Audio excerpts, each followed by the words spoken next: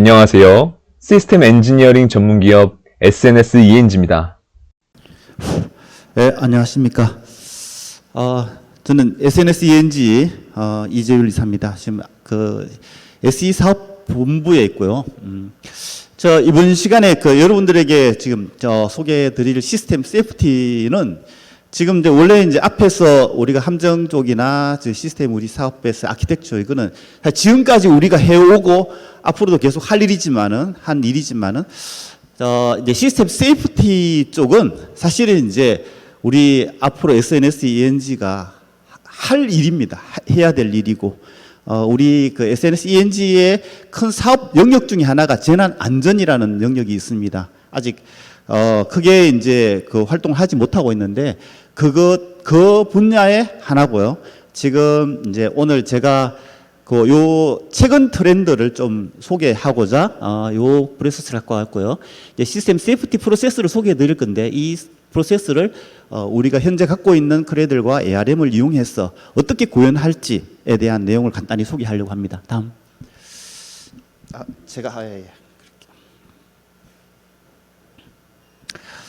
발표 순서는 이렇게 하겠습니다. 그리고 최근에 무기체계 안전에 관해서 오늘 지금 여기에 이제 우리 철도라든지 이제 원자력 그리고 이제 뭐 함정 쪽이나 일반 다른 사업 영역 쪽에 놓으셨는데 여기에는 지금 저의 포커스는 이제 무기체계 쪽이고요.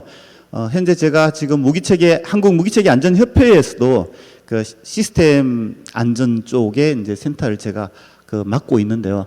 최근에 무기 안전에 대한 사회적 관심이 굉장히 많이 증가했습니다. 이게 이 무기체계뿐만 아니라 지금 뭐 크게 이슈가 되고 있는 최상병 같은 경우 참 안타까운 일이지만 한 분이 돌아가심을 해가지고 장관이 잘리는 그런 일이 일어나잖아요, 그죠? 이게 바로 우리 국민들이 지금 안전이라는 이런 영역, 그거는 사실은 이 영역은 아닙니다만은 재난 안전이죠. 안전 영역에 그런 문제가 발생했을 때 굉장히 민감하게 반응을 하고 그것이 이제 국가의 큰 이슈로 나타난다는 거죠. 그런데 이제 우리 무기체계 쪽에서도 이제 개발이라든지 운용까지 수명주기 운용 주기까지 해서도 이 안전에 대한 이슈가 터지기만 하면은 지금 아래 보시는 것이 이제 몇 가지 이슈가 있었죠, 그죠? K9 폭발 사고라든지 K21 침수 사고 이런 것들이 있고요. K11 이런 거 다 해결됐습니다. 이런 사건이 일어날 때마다 사실 언론에 발작하면서 이게 크게 이제 번지지 않았어. 현재까지는 큰 그게 없었지만 만약에 이제 이것이 무기 체계 자체의 어떤 결함이라든지 안전에 대한 이런 문제라 그랬으면은 아마 굉장히 큰 이슈로 발전했을 거예요. 그리고 지금 이제 요 사회적 전반적인 안전 개념이 이제 이태원 사건이라든지 이런 것들 때문에 굉장히 이슈가 되고 있고요. 지금 또 하나의 큰 이슈 쪽이요. 이쪽입니다. 인공지능 무기체계가 이제 나타난다는 거죠. 자율주행이라는 이 개념이. 그러면 여기 보면은 이제 이 AI 웹폰이 사람의 간섭 없이도 충분히 사용이 가능할까라는 이런 이슈를 던지고 있어요. 왜냐하면은 이 윤리적 문제가 발생하는 거거든요. 그래서 이런 무기체계 개발에 있어 가지고도 이런 이슈가 계속 될 겁니다. 후반에 제가 실제로 제가 경험한 사항들 잠깐 말씀을 좀 드리겠습니다. 최근에 이제 안전사고 요거는 보면은 한 900여 건이 매년 발생하는데 손실은 한 이 정도다라고 이야기를 하고 있습니다. 굉장히 적지 않습니다. 그래서 이제 방위사업청에서도 무기체계 획득 과정에 운용 필수 사요소라 그래가지고 네 가지 요소 안전성하고 편의성하고 상호 연결성이나 디자인 무기체계도 이제 좀 이쁘게 만들자는 거죠. 이쁘게 만드는 이유 중에 하나가 수출이라든지 이런 것 때문에요. 편의시하게 만들자 이런 것도 있는데 여기 보면은 사용자 안전성 해가지고 세이프티를 우리 지금 제가 사업 분석 과제를 하나 하고 있는데 거기도 보면 이 안전성에 대한 저감 방안 이런 것들을 요구하고 있어요. 이런 이제 요구가 지금 나타나서 앞으로 지금 아직까지는 크게 세이프티 관련해 가지고 강조를 하지 않습니다. 그런데 이제 무기체계 개발에도 아마 이러한 세이프티가 굉장히 강조되고 있을 거라고 지금 보고 있어요. 우선 정의를 잠깐 보면은요, 그 밀 스탠다드 882에는 이렇게 번역하면 이렇게 나옵니다. 간단하게 설명하면은 우선 세이프티를 안전성이라고 이제 계속 번역해서 쓰고 있어요. 그냥 안전이지만은 안전성이라고. 그래서 그냥 저는 원어로 그냥 시스템 세이프티라고 그냥 쓰고 있는데요. 시스템 안전성이란 뭐냐 하면은 우선 무기체계 총 수명 주기 동안에 이 무기체계 때문에 나타날 수 있는 그 위해 요소, 해저드, 이걸 갖다가 감소시키는 활동을 체계 개발하면서 해라는 거예요. 이게 882S의 가장 큰 그 요구사항이에요. 그래서 여기 이런 감소시키는 방법을 바로 세이프티 엔지니어링이라고 합니다. 그래서 이제 기술적인 방법으로 이런 사고 요인을 식별해가지고 이것이 나타나지 않도록 하는 것이 첫 번째 목표고요. 그것을 도저히 방지할 수 없다 그러면은 이것이 발생하더라도, 이러한 유해 요소가 발생하더라도 영향을 최소화하는 방법, 그 방법을 고민하는 것이 안전공학이고요. 여기서 안전이라 하면 이제 사람과 관련돼가 인명과 관련해가지고 사망이나 상해, 직업병을 유발하는, 여기 직업병을 유발한다는 뜻이 뭘까요?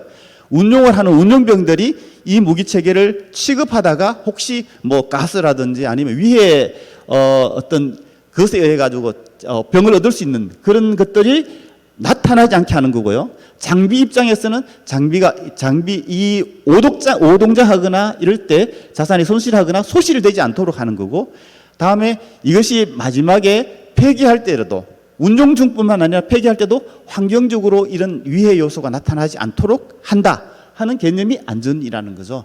그래서 잠깐 정의를 해봤고요. 미국에서는 이제 실제로 그 DOD의 5.1을 보면은 이 무기체계 획득 시스템의 전체적인 최고위의 그 규정이거든요. 이 정책이 보면은 세이프티를 이미 강조하고 있고요. 이 정책에 따라 가지고 만들어지고 있는 국방 공학 쪽의 DODI입니다. 이건 인스트럭션이죠. DODI 5.88을 보면은 스페셜티 엔지니어링, 이게 이제 시스템 엔지니어링의 그 샘플을 작성하다 보면은 파트 1, 2, 3가 있는데 3에 보면은 IPS라든지 다음에 릴라이빌리티라든지 다음에 세이프티, 이와 같은 항목들이 있는데 이 스페셜티 엔지니어링이라고 그럽니다. 그쪽이 보면은 이제 이 세이프티 엔지니어링 적용하도록 이미 지시를 하고 있는 거죠. 그래서 이제 미국의 표준이 882 시스템 세이프티라는 표준을 갖고 있고요. 이 표준이 바로 시스템의 유해 요소를 가능하다면 제거하고 불가능하다면 그 리스크를 최저감하는 그런 활동을 하라라는 미국의 표준이고요. 자, 이런 시스템 안전의 일반적인 요구사항과 관리, 분석, 평가, 검증하는 타스크 업무를 갖다가 여기에 디파인하고 있습니다. 뒤에서 잠깐 언급드릴게요. 그래서 미국의 육군, 공군, 해군 쪽에서는 각각의 이런 표준에 따라 가지고 각 군별로 특징이 있는 이런 세이프티 프로그램을 갖고 있고, 소프트웨어 같은 경우는 미국의 육해공군과 해양경비대, 그리고 이제 항공청과 나사, 방산업체, 학계 이런 데서 소프트웨어 관련해서 세이프티 핸드북을 만들어서 공유를 하고 있습니다. 그러니까 우리나라 경우는 그러면 현재 어떻냐? 제 국방부에서 찾아보시면요, 국방안전훈령이라는 걸 갖고 있습니다. 국방안전훈령은 여기는 키가요, 인력과 자산에 대한 목적을 가지고 있어요. 국방부는 무기체계를 운용하는 대포커스를 갖고 있기 때문에요.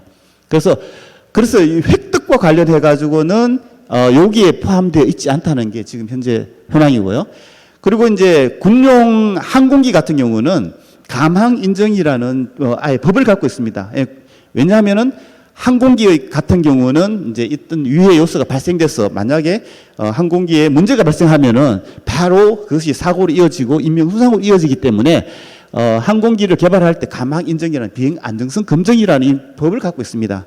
그래서 지금 이제 항공기와 같은 개발할 때와 같이 무기 체계를 개발할 때도 이와 같은 수준의 어떤 안전을 갖다가 고려하는 설계, 이거를 지금 방위사업청과 지금 국방 쪽에서 추진하고 있다, 이렇게 말씀드릴 수 있겠습니다. 최근 동향을 보면은 이제 뭐 이런 그 각종 활동이나 이런 그 논문을 통해 가지고 발표하고 있고요. 저기 좀 주의해서 보실 게 이제 2023년 작년입니다. 작년 12월 달 이제 지금 기품원에서 무기체계 안전성 도입 방안에 대한 정책 연구를 수행했어요. 그래서 12월 달에 보고를 하게 되는데 여기 보면은 이제 안전성 제도를 어떻게 가져갈 건지 그리고 이제 기준이나 조직을 어떻게 가져가며 무기체계 획득 사업의 안전성을 위한 규정 제도를 어떻게 발전시킬 건지에 대한 내용들이 포함되어 있습니다. 요거는 그 여러분들이 정책 연구 보고서를 볼 수 있는 방법이 있습니다. 거기 들어가서 보시면은 아마 보실 수 있을 겁니다. 요 근거에 의해 가지고 지금 이제 제도화를 하고 있다는 거고요. 지난 저는 이제 요거는 작년 6월 달에 올 6월 달에 지금 육군 시험 평가단 세미나에서는 앞으로 무기체계 안전성이라는 항목이 들어오게 되면은 우리는 어떻게 시험 평가해야 되지? 하고 하는 세미나를 한번 한 적이 있습니다. 그리고 이제 그 외부에서 현재 뭐 이런 회의라든지 TF를 만들어서 계속 활동을 하고 있고요. 여러분 지금 뭐 지난주죠, 그죠? 그 계룡대 쪽에서 이제 그 카덱스를 했죠. K 방산 무기체계 안전성 컨퍼런스를 개최했어요. 요거 카덱스를 하면서 여기서 이제 여기에 보면은 우리 이제 K 방산이 이제 그 수출을 많이 하게 됩니다. 이 수출을 하려고 딱 하다 보니까 수입하는 국가에서 니네들은 이 무기체계를 개발하면서 어떤 안전에 대한 어떤 문제를 검토했습니까? 라고 질문을 하게 돼요. 이럴 때 이제 이와 같은 것이 검토된 뭐 레포트나 현황인 보고서가 없으면은 사실은 그때부터 우리가 거꾸로 이 무기체계에 대한 안전에 대한 걸 고민해야 되는 거죠. 그래서 사실은 이제 개발할 때 해야 될 일을 그때 하게 되는 그런 현상이 발생합니다. 이것도 이제 수출 확대를 위해 가지고 이게 필요하다는 이야기가 나왔었고요. 이때 이제 정책이라든지 앞으로 이제 적용 방안 이런 것들이 지금 나오고 있습니다. 프로세스는 그래서 이제 시스템 세이프티라는 말을 갑자기 나온 이야기가 하지만은 시스템 세이프티는 우리가 지금 취급하고 있는 시스템 엔지니어링 프로세서 요거 거의 같아요. 거의 같다. 똑같다고 볼 수가 있습니다. 그래서 지금 제가 그 뒤편에 뭐를 말씀드릴 거냐 하면은 이 시스템 우리가 이제 요거를 말씀드려요. 지금 우리가 그 시스템 개발 환경을 이렇게 만들고 있잖아요. 그죠? 여기에 그대로 똑같이 SE 프로세스를, 세이프티 프로세스를 그대로 적용할 수 있다. 요거를 지금 제가 바로 보여드리려고 합니다. 우선 그걸 하기 위해서 세이프티 프로세스라는 것을 갖다 잠깐 소개해 드리려고 해요. 보통 그 밀 스탠더 882에서 8개 엘리먼트로 소개를 하고 있습니다. 근데 요거를 갖다가 우리가 리ኳ이어먼트를 우리가 요구사항, 시스템 엔지니어링에서 가장 중요한 게 요구사항인데 요구사항을 개발하는 방법하고 똑같다고 보시면 돼요. 요구사항을 개발하기 위해 가지고 우선 자 요구사항을 어떻게 시스템 세이프티를 리ኳ이어먼트로 다 변화시켜 보면은 동일한 프로세스라는 걸 알 수가 있어요. 리ኳ이어먼트를 어떻게 개발할지 하는 접근 방법을 정의하잖아요. 그죠? 그것처럼 시스템 세이프티 접근 방법을 갖다 문서화합니다. 우리가 세이프티는 어느 수준에서 관리할 거다 하는 이야기를 하는 거죠. 그렇게 하고는 이제 해저드를 아이덴티피케이션 합니다. 리ኳ이어먼트를 얻는 것처럼요. 그 위의 요소가 어떤 것이 있는가 그걸 식별하고 우선 리스팅을 하는 거죠.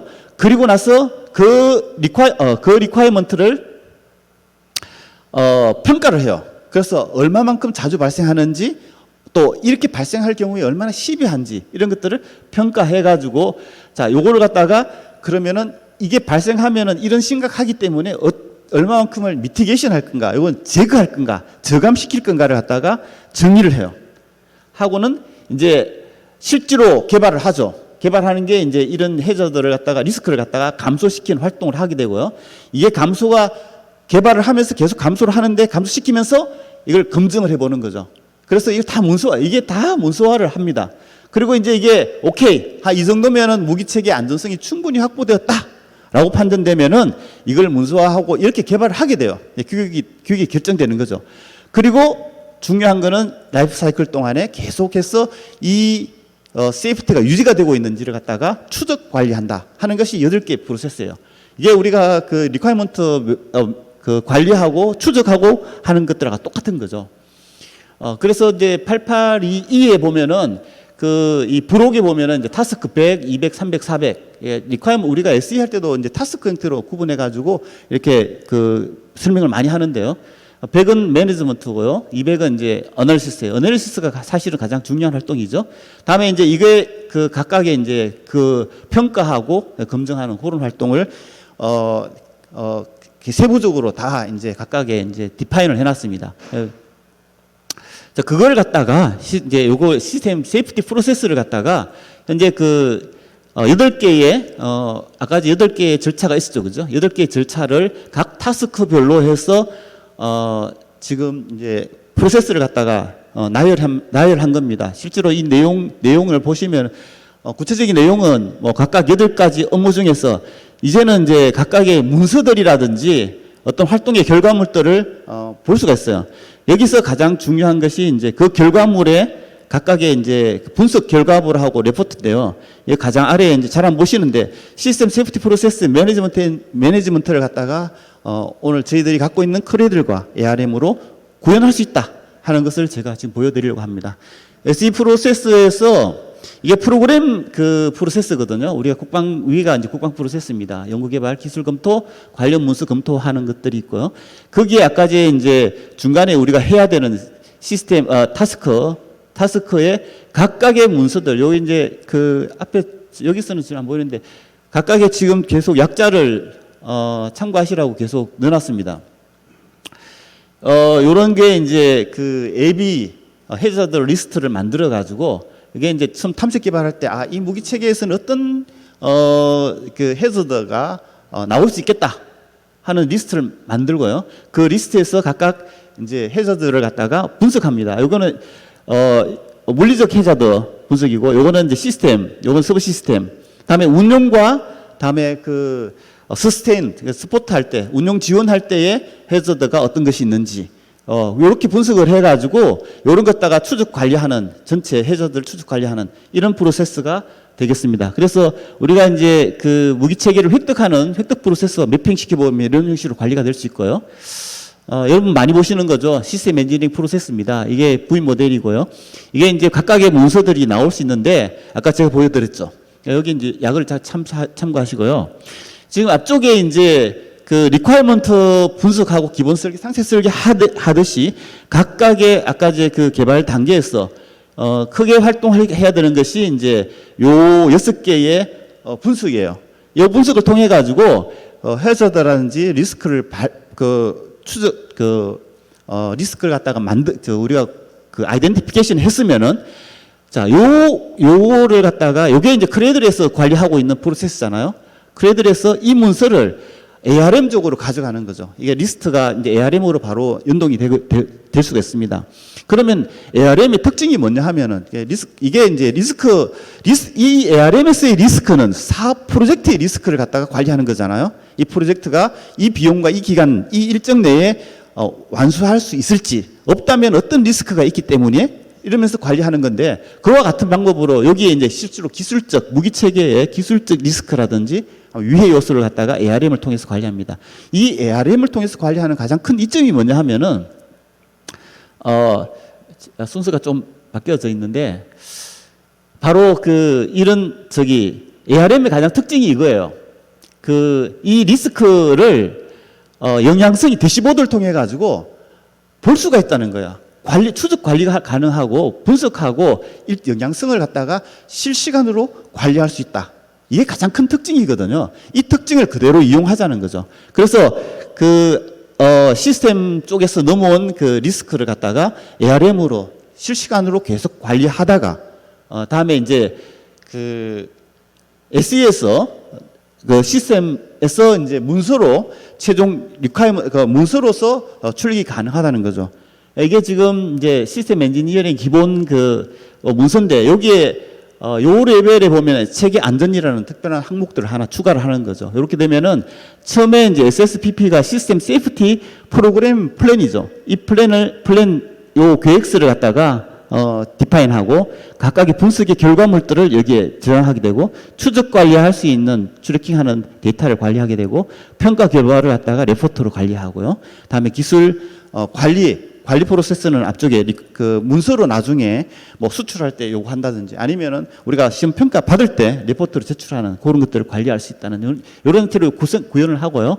그 구현된 걸 구현할 때 이제 바로 이런 항목들을 리퀘어먼트하고 똑같아요. 이런 형식으로 이제 디파인해서 관리를 하면서 그 각각의 이제 어세스먼트 할 때는 리스크 매니지먼트 할 때와 유사합니다. 똑같습니다. 사실은 확률과 시비리티를 가지고 관리 영역을 갖다 결정하게 되고요.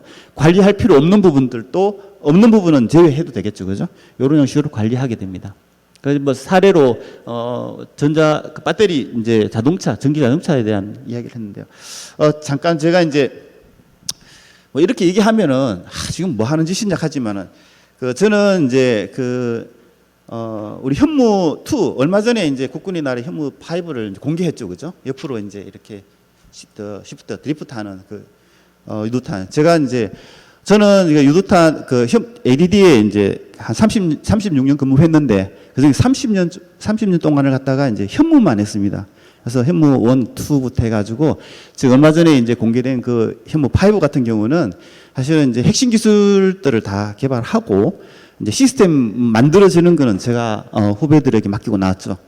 20년 전에 이제 현무 2를 이제 개발했습니다. 지금은 이제 영상으로도 많이 나와 있는데 그때 이제 유도탄의 중요한 것 중에 하나가 탄내 전원이에요. 배터리. 요즘 리튬 배터리에 뭐 이슈도 많은데 배터리거든요. 근데 현무 1 아주 옛날 현무 1 같은 경우는 미국에서 배터리를 사가 왔어요. 산화원전지를 사가 와가지고 장착했는데 그게 이제 EL 품목이에요.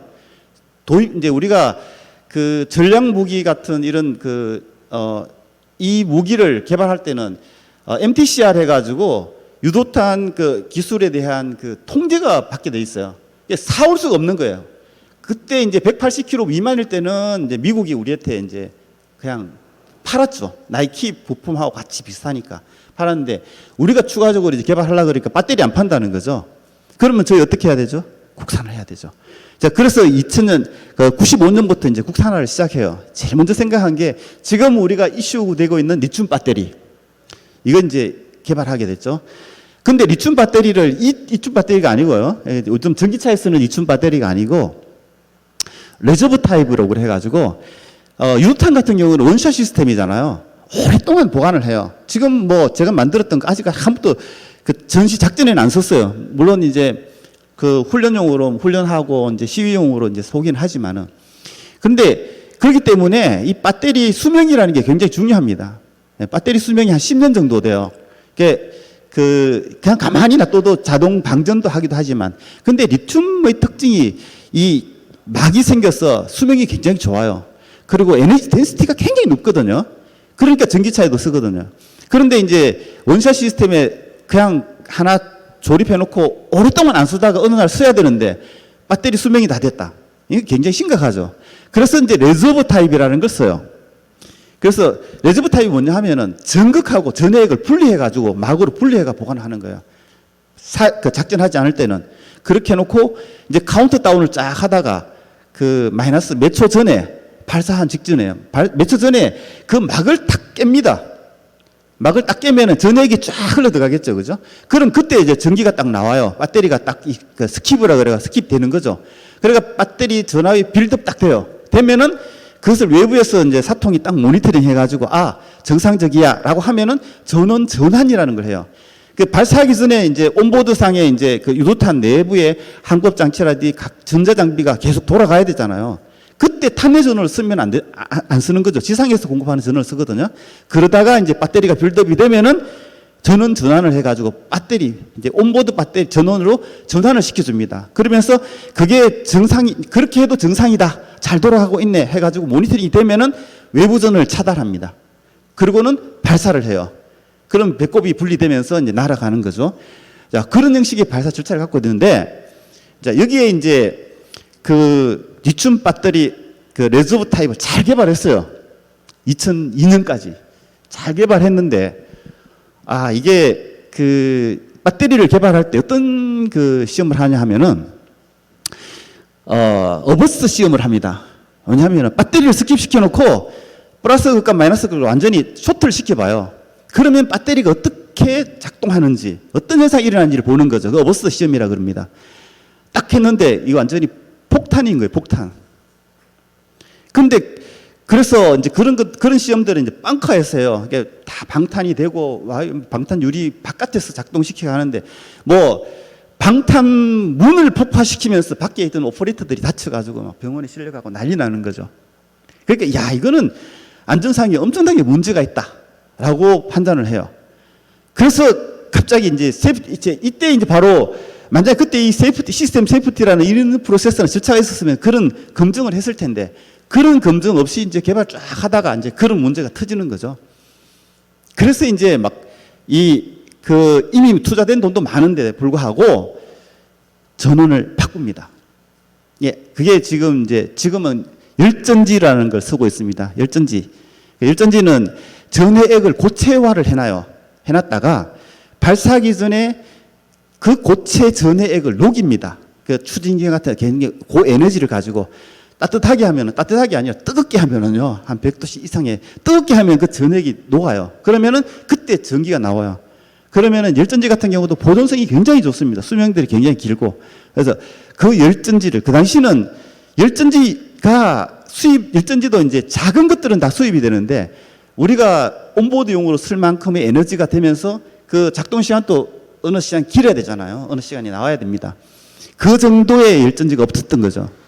그래서 그때 다시 정말로 뭐 이 사업이 중리산이하는 수준으로 해가지고 열전지를 개발하거든요. 그래서 열전지 개발된 열전지의 용량을 늘려가지고 결국은 이제 2004년도에 정상적으로 이제 시험을 다 해서 2005년부터 이제 전력화를 합니다. 그게 현무2입니다. 그게 이제 2005년도에 전력화를 했음에도 불구하고 언제 공개를 하냐 하면은 2013년도에 아마 여러분 국군의 날 기억하실지 모릅니다. 저희들은 제가 개발해 놓고도 공개를 안 하죠. 그거기 때문에, 전략무기이기 때문에. 그런데 이제 한 7, 8년, 거의 10년 가까이 돼서 이제 살짝 그때도 그냥 국군의 날 행진만 합니다. 요번에 그 파이브 행진만 거리에서는 안 나왔잖아요. 그죠? 서울공항에서만 이 대통령 참가하는 그 행사에만 딱 보이고 그냥 영상으로만 딱 보여주잖아. 그죠? 그 정도로 이제 공개를 하고 그 후에 이제 한 10년, 12년쯤 더 지나니까 2017년 이때 이제 북한이 계속 해가지고 미사일 막 쏘잖아요. 그죠? 국민들이 불안하잖아요. 그러니까 뭐 합니까? 우리도 이런 게 있어 하면서 이제 그때서야 이제 발사 장면이라든지 탄착 장면 이런 게 지금 유튜브에 찾아보시면 나오는 게 있는데 그것도 이제 제가 이제 그 시험 하면서 그 실시간으로 이제 무인 헬기 띄우고 해가지고 그 사거리 그 뭐 300으로 다 늘었잖아. 그죠? 300 늘어난 그 탐착지에 가가지고 무인 헬기 띄우고 위성 연결해서 그 잡은 영상들입니다. 실시로 그 영상들이요. 그 아직까지도 현무2 같은 경우조차도 공개를 하지 않고 있는데 자 이런 형식으로 이제 그 안전성에 대해 가지고 그런 문제 이런 그 제도가 없었을 때도 사실 그런 형식으로 활동을 해가지고 이제 그 말을 했거든요. 그래서 이제 요런 그 아까 요거는 보여드린 것 같습니다. 그죠? 그 프로세스를 갖다가 ARM이나 이런 걸 통해 가지고 할 수 있고 이제 최종적으로 이제 우리 그 크레이드를 가지고 레포팅을 갖다가 하게 되면 이런 형식으로 날 수 있습니다. 자, 그 이야기 이제 그 실제로 사례를 제가 말씀드린다고 좀 시간이 끌었는데요. 자, 시스템 그 개발 단계부터 세이프티 요구 사항을 갖다가 이제 우리도 해야 되겠다 하는 것들을 갖다가 이제 강조하고 있고요.